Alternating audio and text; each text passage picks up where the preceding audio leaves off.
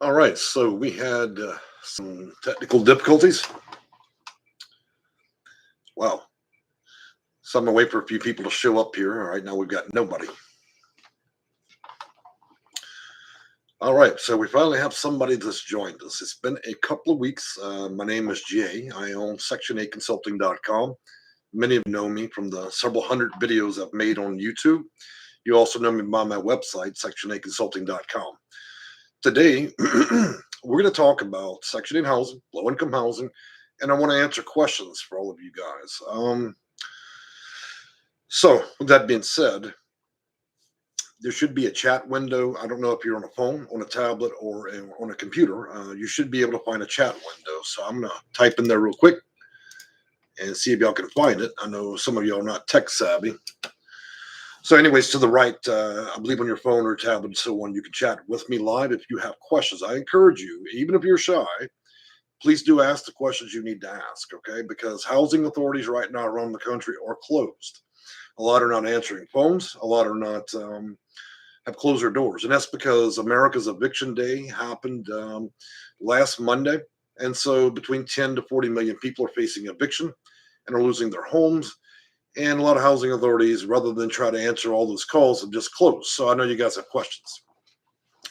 Now, before we get started, for those of you that want to skip to the meat of the situation, you'd want to skip forward a little bit because I'm going to talk about a few other things real quick. So as most of you know, I had an ischemic attack. That was a minor stroke. And so I've been out for 2 weeks trying to recover.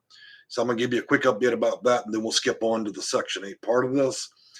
So I've been able to drop the blood pressure now from 227 to the 170s. And the dieting has lost, I'm losing about a pound a day, so I'm taking in 180 calories. And so with that, that's from what it used to be was 280 calories. A lot of you guys know from January to now, I was working 12, 15, 18 hours a day, 6 days a week, working with all of you doing consulting work to help you get vouchers and whatever it may be. And it damn near killed me. If it wasn't for my optometrist that noticed it in my eyes, I was having the attack or in the middle of having an eye appointment, I likely would have been disabled for the rest of my life or even potentially dead. So I would say we're doing good now. And I intend on bringing my weight down from 263 all the way back down to, below 200. And so that's a process. There's not a lot of people that care what happens to a lot of you when it comes to Section 8 and low-income housing. 2-in-1 is never a great option, and dealing with people that simply don't care is a big problem in this country. And I try my best to work with many of you. I actually do care. I take your cases very personally, and I do as much as I can, as many hours as I can around the clock to help y'all. So this is my grand entrance back in, and let's get to this. I see we already have some comments, so I'm going to try to answer some. And look, guys, again, even if you're shy, I can't see you. So please do ask those questions, and I'll do my best to answer them.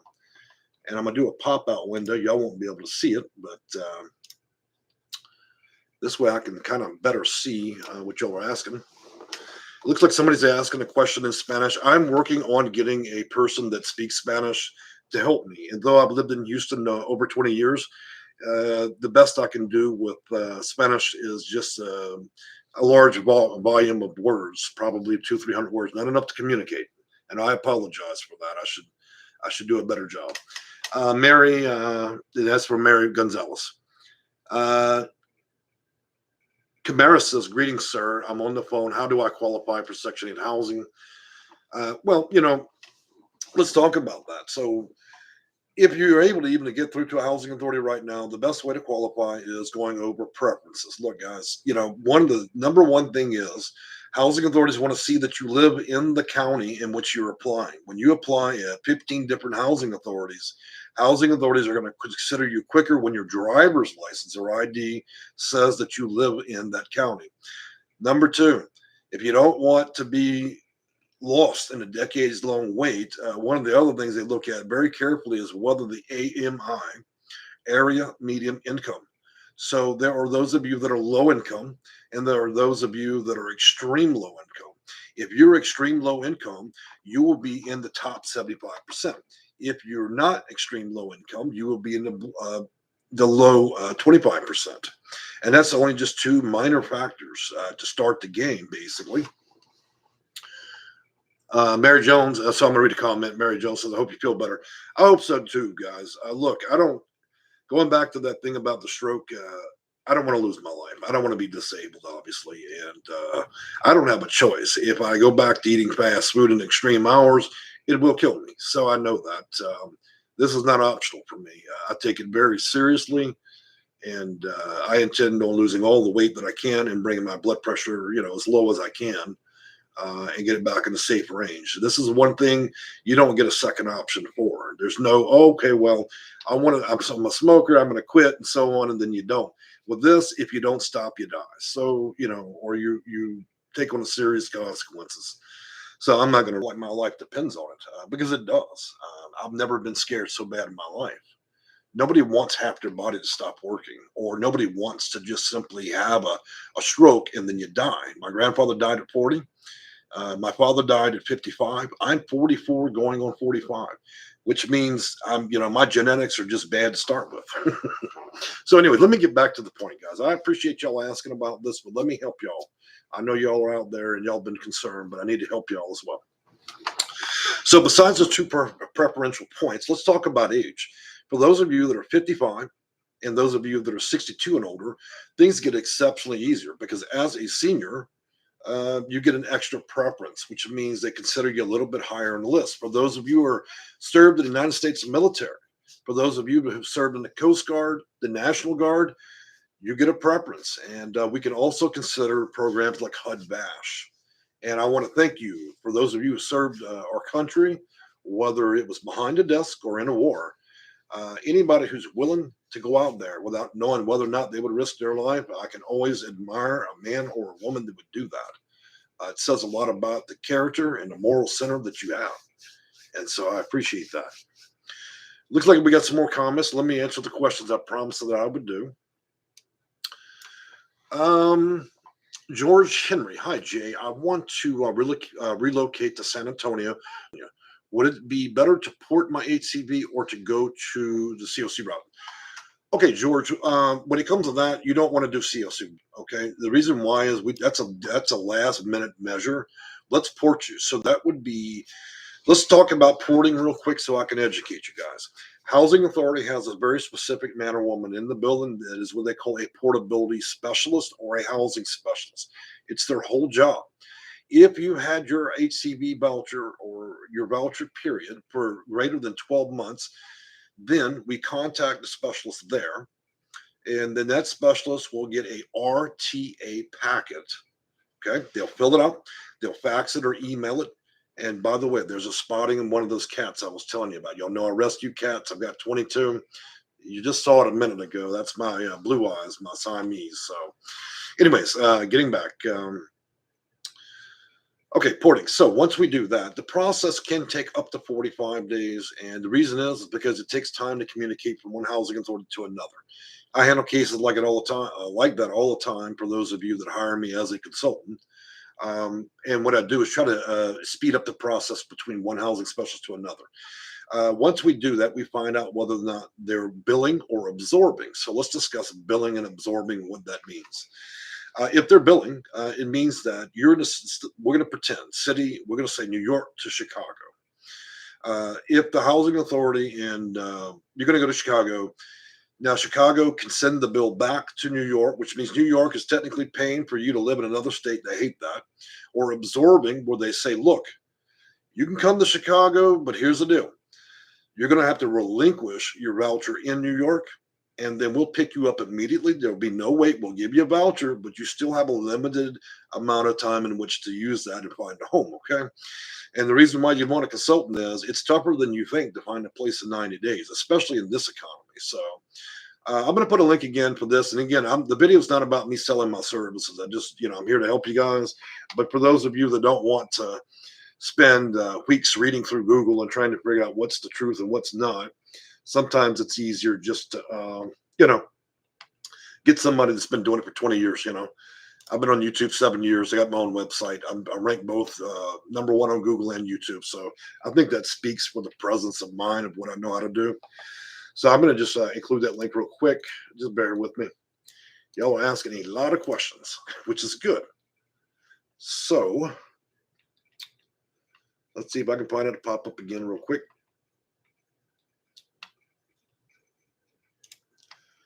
All right, I'm going to copy it in. And y'all should see that again. Again, if you want to see what a book made, you can do that in the description of this video. You can do it. It's pinned to the top of the comments section of the live chat. And again, I'm going to just send it right here. That's only if you don't want to put in the energy and effort, okay? So let's go on back down and take a look at some more of these comments real quick to help you guys out. Looks like Mary says she lives in the Bronx. To be frank with you guys, when it comes to LA, Orange County, the Bronx, Queens, Rhode Island, most of DC, Boston, you represent the largest portion of my clients. I know your system well enough to probably be the supervisor of the housing authority or greater. I know it that well. In fact, I've got between data manuals, operations manuals, lottery manuals, which means those are the lotteries they're doing, plus program guides, policies, and procedures, around 13,000 manuals.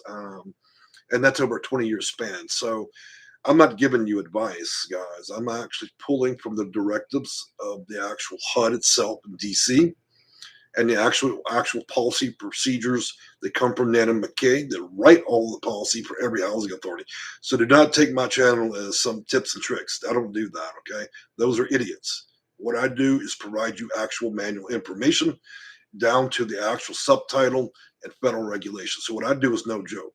Now, these other people that, like I tell you, one day they're an expert at fidget spinners. The next day they're the consultant for the New York Stock Exchange. That's a fool. I'm not a fool. So just to let you know, if you're looking for someone that actually is an expert in this field, that's what I do. All right, moving on. Diane, by the way, also I've ordered some eyeglasses, so I no longer have to shoot my eyes in. I know I should have done it a long time ago, but I'm taking care of that. So next time y'all see me, I likely will have, new eyeglasses. So moving on. So I think I answered that pretty good, George. I'm going to move on to Mary. She said she lived in the Bronx. I think I answered that one. Diana says walking lowers your blood pressure. You're absolutely right. So right now I'm training on that exercise bike behind me. I mean, I'm pedaling like there's no tomorrow, trust me. So I'm getting my heart rate up. The first 4 days were killer because you feel like everything's burning. You can't keep your heart rate normal. You're sweating. And I got to tell you that now I've become adjusted, which means I can ride as long as I want, but I have to be careful not to overdo it. So I've actually found my pace and I'm getting good. Next will be the walks around the neighborhood. So just let you know. Moving on. Looks like there's a Miss Adams, a Mr. and Mrs. Adams. I need help. I'm in DC, and let's see what the rest of what you're saying. My son has been at the gunpoint. Okay, jump. Yes, DC is a tough city. So Chicago and many others. So I do understand your situation. It sounds like we need to get him into housing. We need to get him a voucher, whether it's COC, subsidized, and so on, and get him out of that neighborhood. Because, there's two ways to be a victim, probably three. One of the ways you can be a victim is living in a bad neighborhood. Two is by being involved in the activity, being a victim of the activity. And then three, not being able to leave that area. Look, guys, you do not, let me repeat this.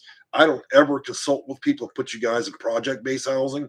I don't ever put you in properties in low income, trashy neighborhoods and shit like that. Okay. If you want that kind of garbage, there are lots of consultants that don't give a shit. I'm not one of those people. When I send you guys, I move y'all out of the hood and put you in the best places that I can find. So I do not do that stuff. So I'm going to let you know when you're ready to pack your stuff, be ready to pack it and go live with normal people. I don't deal with neighborhoods and projects, prostitutes, drug dealers, gang activity, and all that shit. Nobody's got time for that. There's better places and better ways to live, even with a housing choice voucher, okay? So letting y'all know. George Henry, I hope you feel better too. I quit smoking. Now, you know what, guys? Y'all don't know this, but I actually do smoke, not that much, but I'm dropping that. I also dropped the energy drinks, which will definitely exploit your blood pressure. A lot of terrible habits, you know what I'm saying? And then the extreme work hours. But y'all are going to start to notice this big old head of mine start to shrink. At the current pace I'm going, I'm dropping about 5 to 7 pounds a week. And soon I'm going to shrink. Anyways, let me get on. Mary Jones, I'm from New York. Well, we love New York. We love New Jersey. We love the accents. I'm from about 40 minutes out of New Orleans, Baton Rouge. So I used to speak a little bit of Cajun. So I know about the dialects. I quite enjoy a lot of you folks down there up on the East Coast. Uh, so let's see. Mary's talking to me in Spanish again. I'm sorry, I can't help you there when you're talking to me in Spanish. You got to find somebody, one of them grandchildren you got, or if you got children that speak English, to come on and talk with us, because I don't know enough to help you out, Mary. I'm sorry. Diane says, Hawthorne, California. I'm in a waiting list for 4 years, below poverty, 67. You know what, Mary, you're at a good age, and if we can stack enough preferences on that, possibly your county or an additional county, we could probably almost evaporate that weight that you're going through. You should be almost at the pinnacle of it. What I see most of my senior clients doing is, y'all are too damn honest. You fill out these applications, and often you give the worst answers. Okay, I understand, morals, ethics, and church, but look, you have to realize these applications are designed to ask you questions that make you unsure of yourself.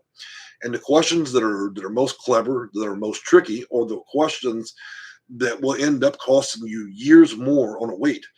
Look, guys, if you really don't know how to handle these applications like a professional, and you don't know, you don't need a professional. Make no mistake. Anybody with an ink pen, anybody, any idiot could go fill out a Section 8 application.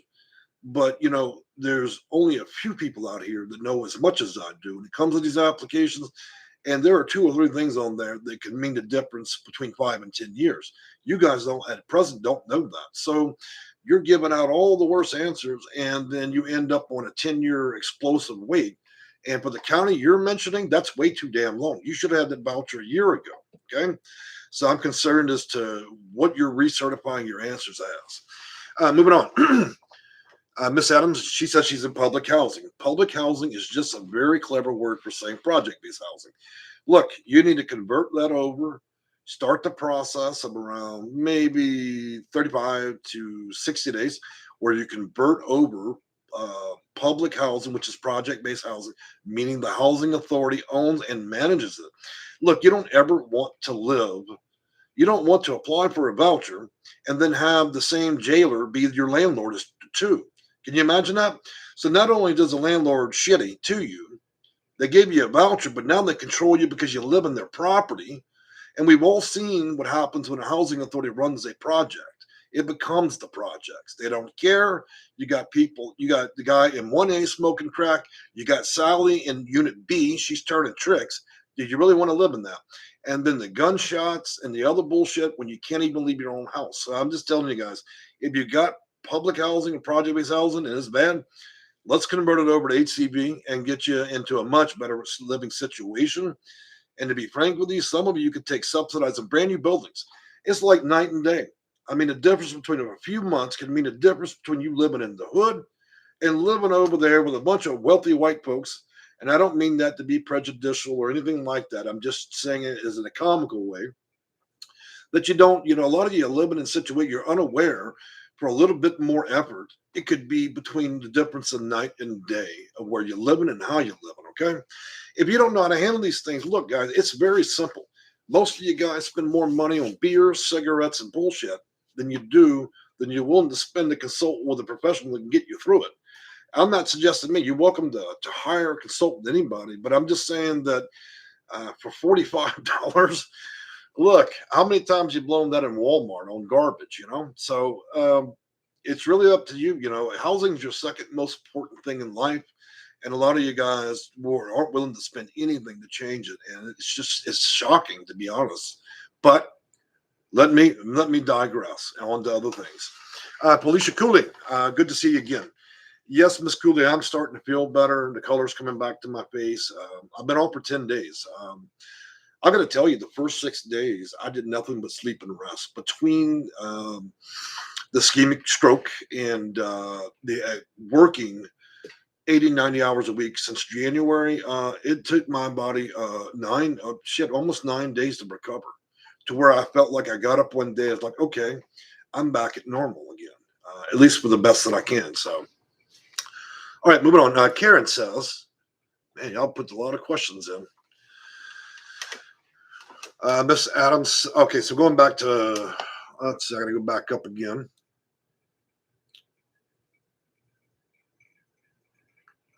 Diane says, pray. She's praying for me. I appreciate that. No, my son is 13. He was throwing the trash away. Okay, I understand. So the lady that I was talking about living in project-based housing and gunshots and all, she has a kid there. So yeah, same thing. Same thing applies. We need to get you and your children out of there. That's simple as that. I mean, look, if you don't when you don't know how to do something, you call somebody that knows how to help you, right? That's the main thing I got to get you guys to understand. Too many of you are trying to DIY Section 8. Look, if I've got 13,000 manuals, that tells you automatically this is a sophisticated system. Yeah, the application is simple to print out, but nothing else beyond that's easy. Okay, unless you personally know somebody at the housing authority that's willing to break the law for you. So moving on. So, but Brian, I'm happy for you. Thank you, Mr. Brian.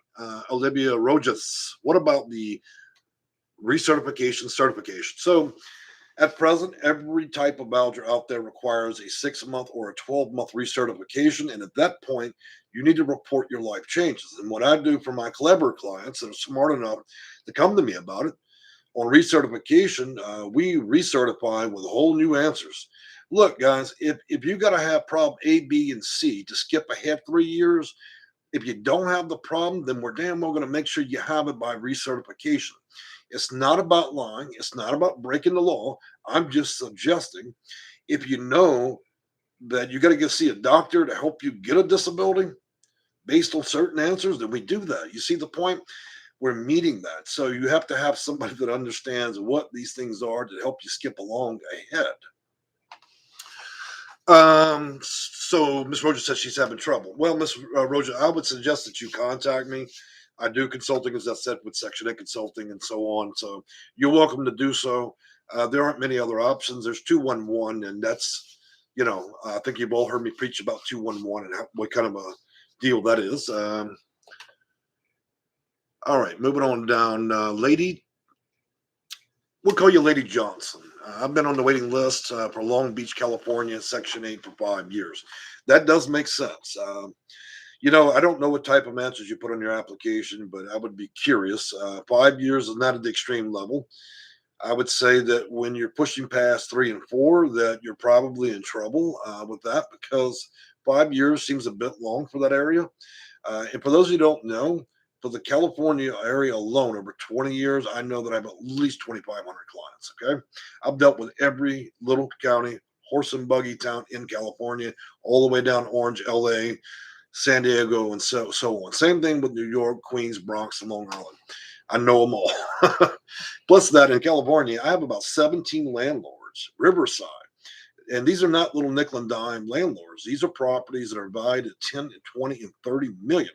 That means that these landlords I'm dealing with, and I approve the applications for clients applying, there's 2 to 3 or 500 units in the complex. Okay. Do you think somebody's going to entrust me with a 10, 20, and $30 million property if I didn't know what the hell I was doing? So let me just tell you, I deal with California a lot. Moving on. Gail's Resources, Lavania, book an appointment. Yep. Gail's also really good at her job as well. Gail, by virtue, she handles the same type of stuff I do. She's been a long time member of my channel. Her name is Gail Resources. She's excellent in the area, and she's, like I said, I trust that lady. She's definitely proven her salt when it comes to being in my channel. So, moving to the next person. Well, it looks like we kind of covered it. I know that some of you are asking a whole lot of questions. Look, guys, I don't mind answering questions, but when you ask me 10, 20 at a time in the chat window, that's called consulting, okay? That's where it costs money because I want to be able to communicate a larger message today, not just work on somebody's case inside of a live chat, not to be rude or anything. So let's go on back. Let's talk about this.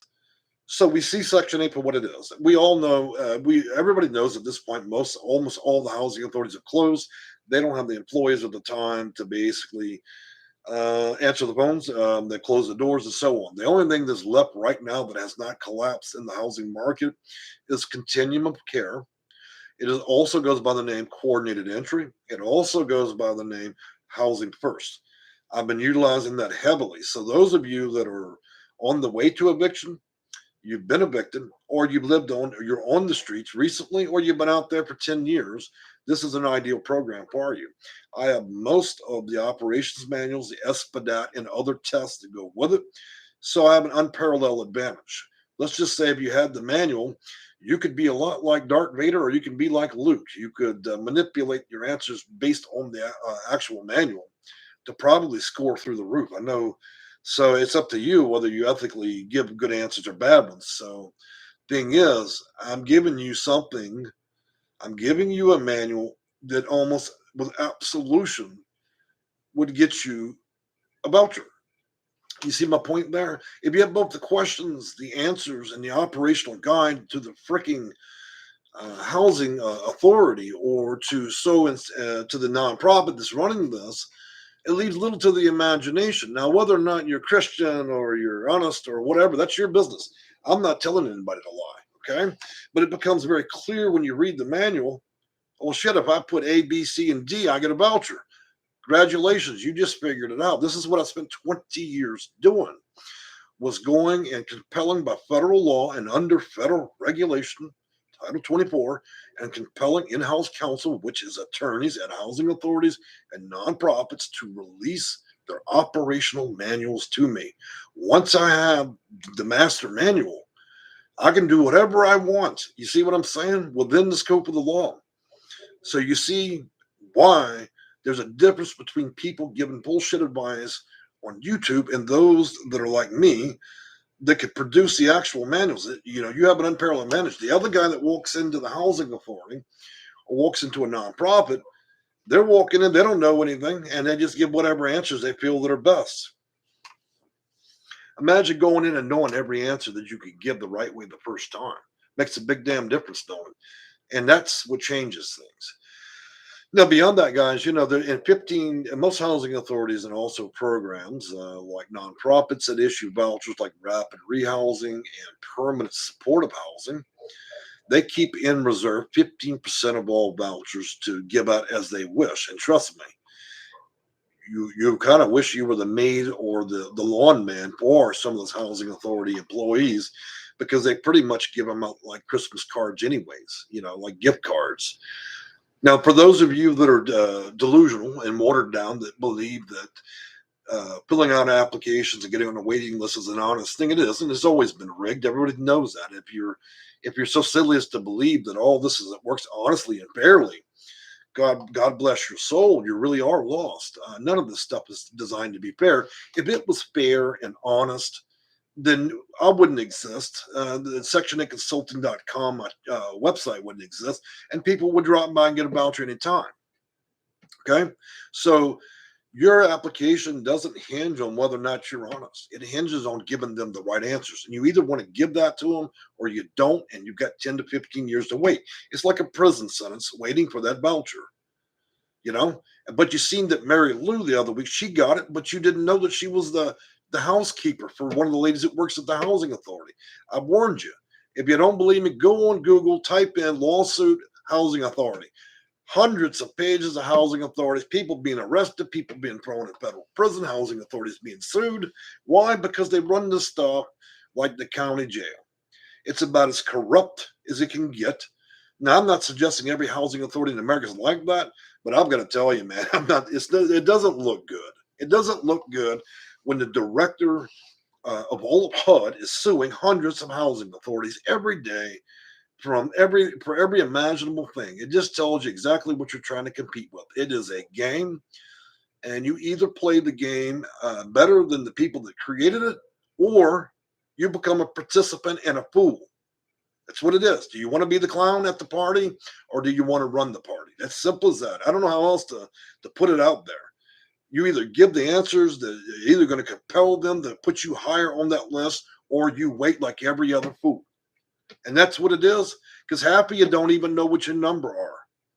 Oh, I applied. It was 35 years ago. I don't know what happened. Well, of course you don't, because what you put in that application is meaningless. It just means you're like every other person that rolled up to the door.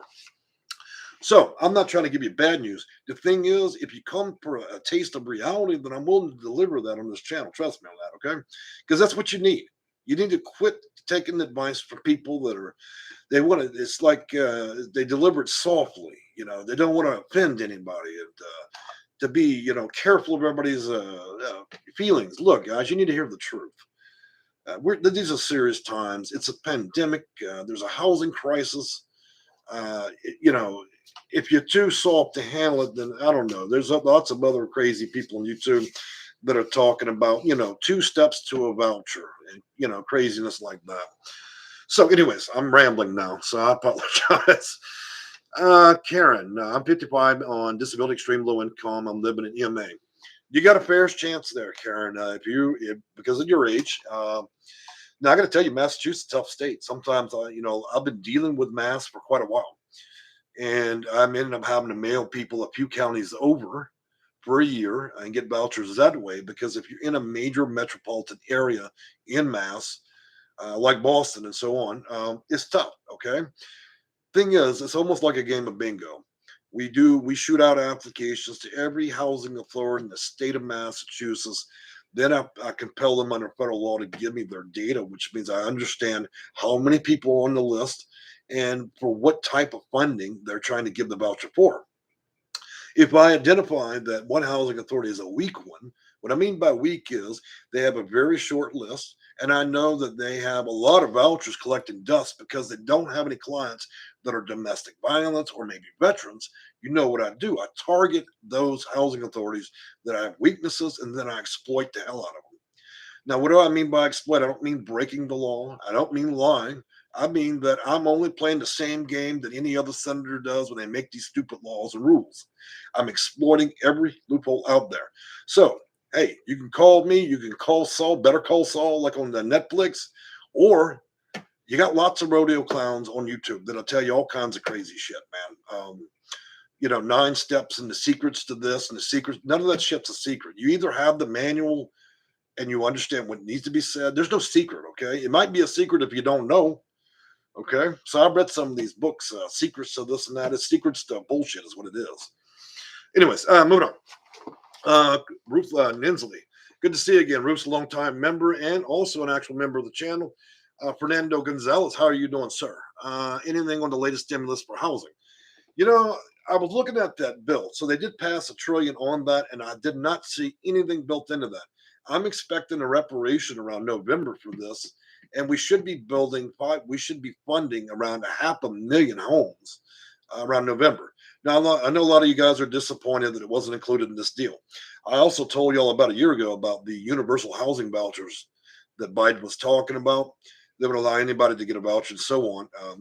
A lot of this stuff's not going to play out to November, okay?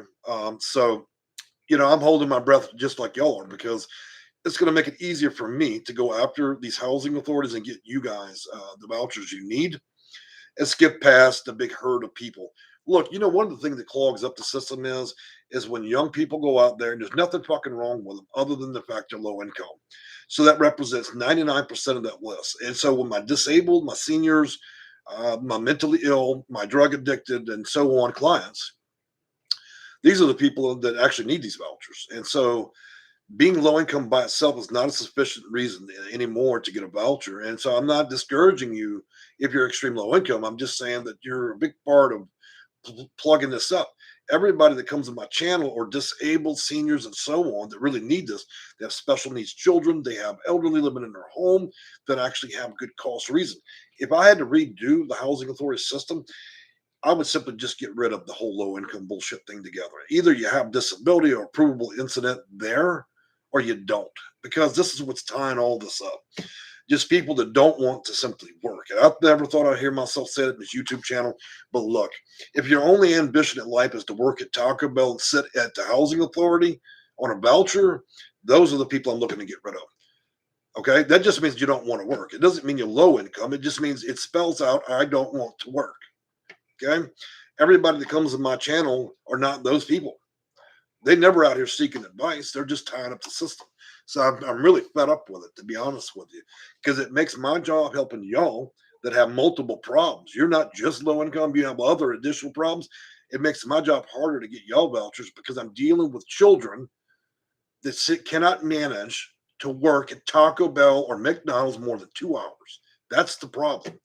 dealing with stupid children that can't pull their shit together, and they're tying up all the housing authorities. So I'm gonna be clear about that. Fernando Gonzalez, anything on the latest? Okay, so I read that one, Jay Moon. And somebody's laughing. Yep. Look, guys, if you're not accustomed to my channel, I have my Christian days and I have my non ones, okay? So if you can't handle your profanity and other things, or you can't handle the truth, this is not the channel for you. The Bible channel is 2 sections over, okay? So I like to keep it real. Look, not everybody that comes on my channel is going to be a business person. I want to be able to appeal to you if you're tattooed up to your eyeballs. I want to appeal to you if you just rolled out of the federal prison for bank robbery, if you're a $2 or a prostitute, or if you're a senior or you're in a wheelchair. I need to be able to speak in a language that everybody understands. So, just to be clear, I'm not going to just cater to one type of person or one color or one race or one type. It's for everybody, okay? Anyways, moving on. Gently moving. Is it easier to get the 55 plus LIHTC 30?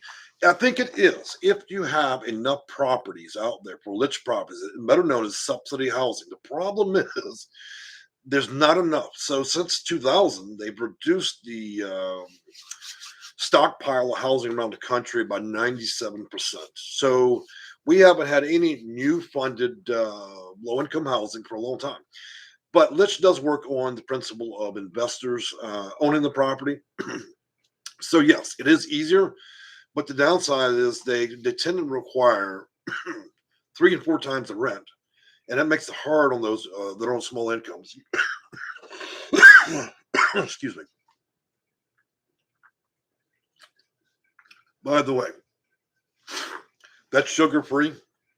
Okay, so that is sugar free, caffeine free drink there. Okay, just in case y'all wondered.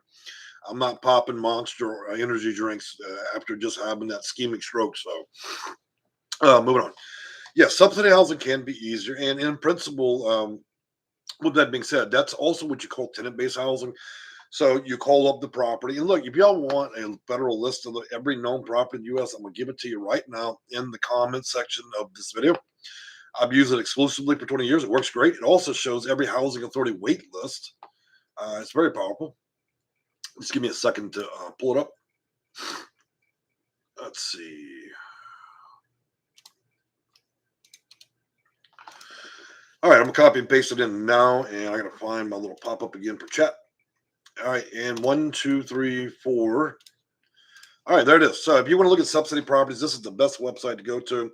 There are no scam artists and all that. These guys are a federal subcontractor for HUD, Urban Department of Housing and Urban Development, and what I always tell you guys, Indian Affairs. Why don't we have more Indians actually being able to receive this when the whole damn thing was created on the premise of it being Department of Urban Development and Indian Affairs? Why do we keep leaving that out? You know, such disrespect to those Indians, those that are American Indian. Anyways, moving on. Jay Moon, how's it going, my friend? My son and I have disabilities. I applied for a waiting list in the state from where I live. Do you have any advice for how I can do it better, the chance of the list? Okay. Well, to be frank with you, it comes down to preferences. So let's go over those guys. You know, I've been going over in a while, so why don't we just talk about them real quick? And I got to pull them up. So let's see.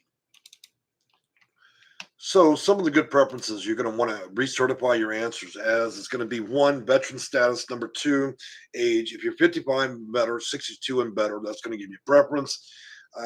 AMI or low income, extreme low. So it's not good enough to be low income. You must be extreme low income. That's typically under 28 or 24,000. But there's an exception to that rule if you live in places like California and New York. Okay. Those of you who have disabilities, look, you do not have to meet the same standard as the Social Security Administration. HUD is a federal agency. The Social Security Agency is a different federal agency. All right. When you go to Social Security and you want a free check in the mail, you got to see a judge. You got to prove a lot of things. HUD is different. They consider a disability as anything is going to be greatly impacting your seeing, hearing, feeling, talking, and mobility, or other issues internally, cancer, being old, and so on. So, in other words, we can prove disability much easier to get you a housing choice voucher than we ever could with trying to get you a disability check. So, disability, or if you receive SSDI. Also, those of you that receive county assistance, Medicare, Medicaid, food stamps, SNAP, whatever you want to call it, that would give you some slight preference.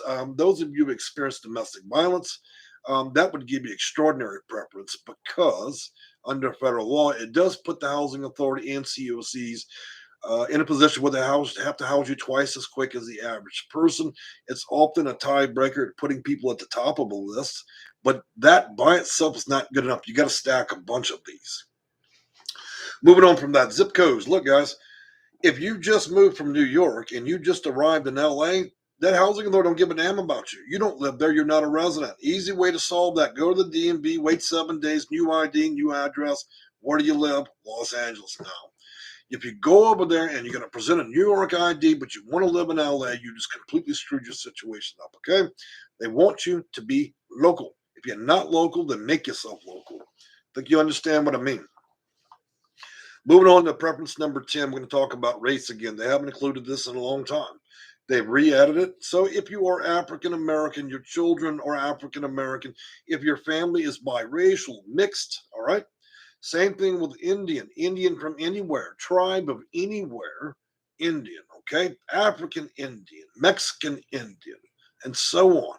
Prove that you're in a tribe, that you have that blood in you, then that can be utilized. Again, Department of Housing and Urban Development. And what else did I always tell you guys? Indian Affairs. We got to learn to respect those Indians, man. We sure did take their nation.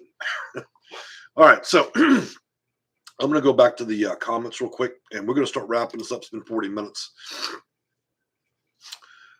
Jay Lynn, what did you say we could apply as an Indian as well? Well, you're not applying specifically as an Indian. I mean, just because you're an Indian doesn't give you some special magic. I'm just saying that it helps. Look, guys, when you talk about preferences and the ones that the housing authority can consider, the more you have, the better. There's a lot of you that under belief, oh, I've got a disability plus I'm a senior. That's good enough. I'm going to apply and I'm going to be number one. No, you're not. You know how many people are senior and disabled? Half the damn country. Look, you got to nail at least 4, 5, or 6 of these and for this to work. If you don't know how to wrangle around and get some of those, you can actually find ways to do it ethically. Okay. But if you don't, you're going to be like every other person, sitting out there just waiting. And one day when you're in the coffin, somebody come dig you up, knock on your coffin lid, and say, hey, I got you a voucher. Waits are getting very long. And then let's take a look back again. We're now in the process of evicting up to 14 million people. There are not that many vouchers in the universe. There are not even 20,000 vouchers in the nation. Where do you think all these people are calling and emailing me for? Not just me, but everybody. Where do you think all these people are going to go? They're going to look for the same thing you're looking for right now. You guys are sitting on your hands right now. You're not applying for anything. You're not doing anything. Oh, well, let me go to yoga and I'll deal with it next week. Well, by next week or next month or by Christmas, your chances of getting a voucher will be somewhere in the magnitude of never. Okay? Right now, the waiting list has climbed over 200,000 for California. You know what your number would be? You might as well ball it up, throw it in the trash. It's over with for you. So that's what I'm saying. Now, I'm not suggesting that all of California is that way, but if you're in LA and Orange, it's pretty bad. It's bad. I mean, you're talking about 35, 40-year waits. What's the fucking point?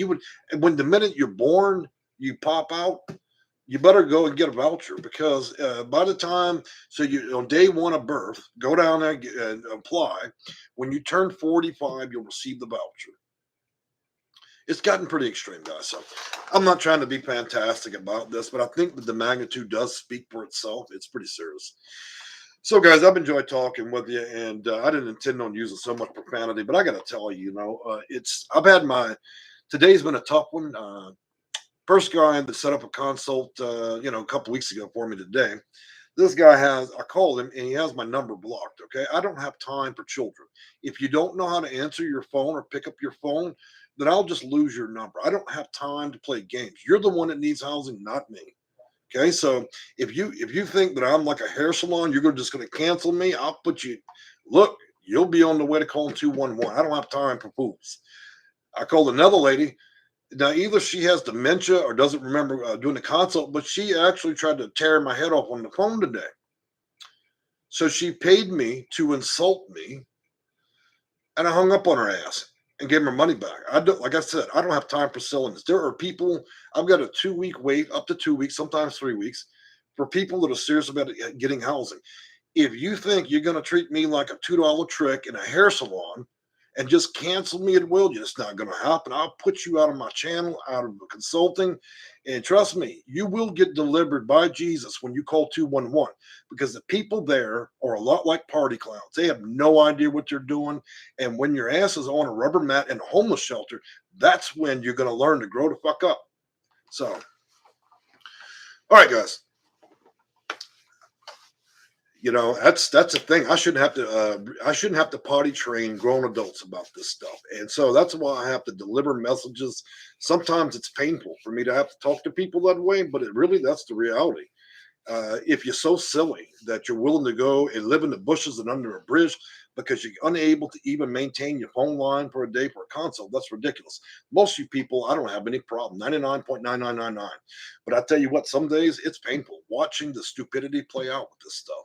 I try so hard to help you guys. I work myself all the way into a fucking stroke. And that I deal with people like that today. And I got to tell you, I don't have time for it.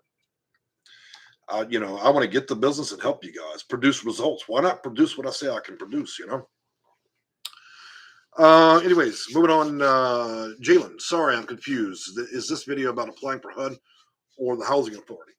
Well, it's Jalen, it's about answering questions about Section 8 housing vouchers and HUD as well.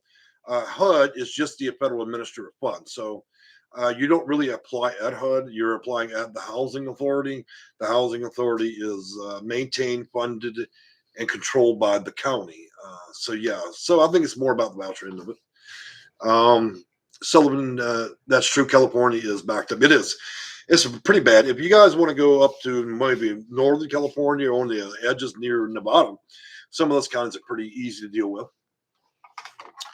Mr. Zink, it's hopeless thanks to nice minerals. I've never been complimented on my minerals, Mr. Zink. Oh, back there. Okay. All right. So I've got by the way, guys, I have an e-commerce store. I sell, I bet you none of y'all knew this, but let me just show you real quick. I don't know how well y'all can see it, but that's amethyst, pure amethyst. I import from Brazil some very fine jewels, gems, amethyst, and so on. Okay. And so that's just a little sampling. I have really big ones as well. But so I'm a rock hound. I enjoy that. It's more of a hobby, and I sell to individuals that like this type of stuff. So if you're a metaphysical or stuff like that, you love my store because I carry high end stuff relatively inexpensively. So yeah. So thank you for calling that out. I've never ever once mentioned that in any of my videos, but I figured at some point y'all would see that. And also you see all the packing stuff there. So yeah, I do run a very large rock, mineral, gems, stuff like that. And that's a big part of what I do. But I run that store for fun. It's not about money at all. Sylvan Bright says, hey, Jay, keep it honest. You're right. And, that's fine. I realize I keep it as honest as I can when I talk to people about Section 8. It's not for everybody. Not everybody can handle my personality. I get that. I'm fine with that. There's plenty of other people out there they can watch. So most people trust the advice because I've proven my reputation over and over and over, man. It's I really have nothing to prove anymore. So Jay Moon, I'm looking forward to the real green citrine. I've actually got some. Matter of fact, guys, next time I make a live video in a couple of days, I'm going to pull out some of the stuff, show you. I've got real emerald lodged actually in stone. You can see the emeralds, big chunks of it, actually set in stone. So George Henry says, I have zero income. I'm disabled and I can port. Can I still port? Well, you can port, but anytime, I don't understand how you're able to be a voucher recipient or maintain a voucher if you have zero income. You have to be able to pay your rent somehow. So you have to explain that one to me, George. Sullivan Bryant, that's pretty. I like it. J Moon gave me a heart. All right, guys, we're going to close it up because now we're talking about gems and minerals. One day, like I said, I'm going to bring some samples and show y'all. These are some small ones. Um, and I've got large cases of citrine, big points, big amethyst points. So I know I've always loved, gems and minerals, rock stuff, and so on. So, all right, guys. Well, I'm gonna let it go, and we'll talk again. And I'm gonna be making a video again about the Section 8 lessons I've been doing. I was on my 5th lesson before I became sick. So we're going to pick up, I think, at lesson number 5, and we're going to dig a little deeper. We'll be talking about SPDAT and COC, the 505, and these are going to be operational manuals and guides to help you guys. And like I said, manuals can be used to exploit and score as high as you want, or you can use them ethically and wait 45 years. I think common sense dictates what you'll want to do. I'm certainly not going to suggest that any what you do with it is your business, So that's how I look at that. Serge Shields, Mr. Shields, Mr. or Mrs. Shields had a hearing conclusion with the movement of Scattersite. Not quite sure I understood that completely there, Rolando. Miss Turner, I need help in spinning before I can. What? Okay, maybe I'm not reading this right, or I'm having some problems today. I need help in spending before I am finished. In Brooklyn, applied 2 times, 62 years old. There, I would talk to you. Okay, so Miss Turner, Mr. or Mrs. Turner, I can't tell. You sound like you got a little bit of broken English. That's no problem. Lots of Americans do. So, you have some qualifying factors there. Without talking with you, it would be hard to say. Look, guys, I don't have a crystal ball. In order to make a case, we have to make a better case than the one you're making for yourself. That's what it comes down to. If you don't know what to do, how to do it, and how to work the system in such a way that would give you a benefit, the only thing you can do is hire a consultant. My number's all over the place, and so are a lot of other consultants out there. Some are very pricey. And then you can tell you something. A lot of these lawyers that charge $1,500 an hour, $300 an hour, who do you think they actually hire to do y'all's casework when you call them? You're just paying them more to turn your case over to me. I've got about 90 lawyers at present that utilize me for casework per Section 8. So, and by the way, 90 is over years and years and years. Okay, they didn't just call me yesterday. Same thing with real estate agents, brokers, investment firms, big landlords. I also have social workers, caseworkers, and also from nonprofits that dump their whole caseload on me. So in any given day, they can call and they can dump 20 or 30 people that they just don't feel like dealing with.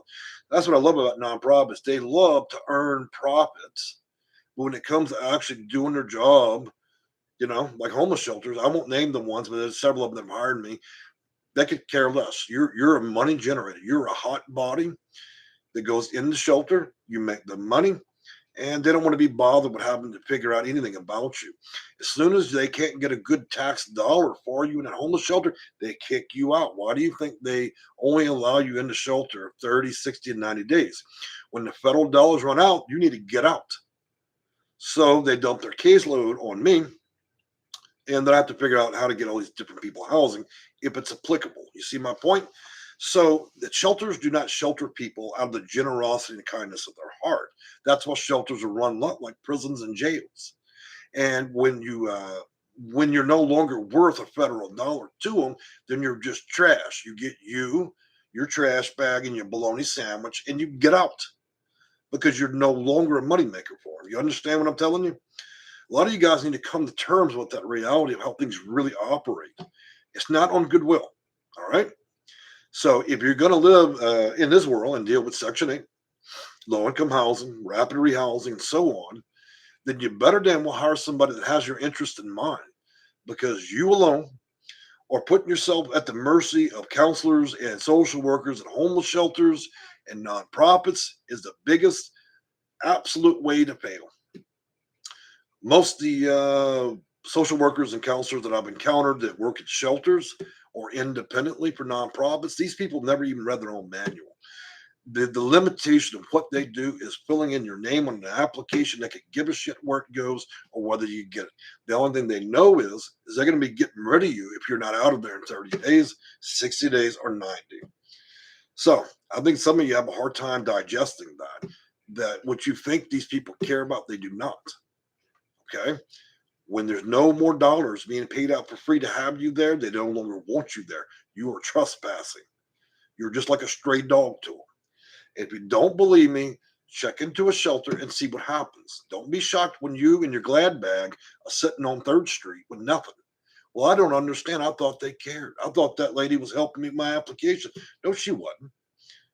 She was all bubbly day one to get you in. Now that she's got your name, social security number, and they've got a hot check coming in every day, that'll last until it runs out. When it runs out, you're nothing but a trash bag and a dog to them. I don't know why I have to explain this to you guys over and over and over. Y'all think these charities, nonprofits give a shit? They do not. Very rarely. Now, there are some good ones. The odds of you finding one's it's a tough scenario. So yeah, I'll tell you what, today's been a hard dose. Hard dose of reality, you know. Let's take a look at a few of these questions before I go. Gail, resource that you can run. Me too. Same thing. I'm sitting here rambling. So look, I've enjoyed talking to you guys. We'll get together next time, and I'll try to keep a little bit more civil. But I wanted my opening statement after being so sick to be simply this. This is not the time to play games, guys. We're in the middle of a pandemic. We're in the middle of an overheated housing crisis. We're in the middle of 10 to 40 million people being evicted. We're in the middle of almost every housing authority in the nation being closed. We're in the middle of almost every homeless shelter being at half capacity and completely full. We're in the middle of waiting lists to get into a hotel, waiting lists to get storage. If you're going to play games right now, you're only fooling yourself. All right, guys. So I've enjoyed talking with you, and we'll see you again. Bye-bye.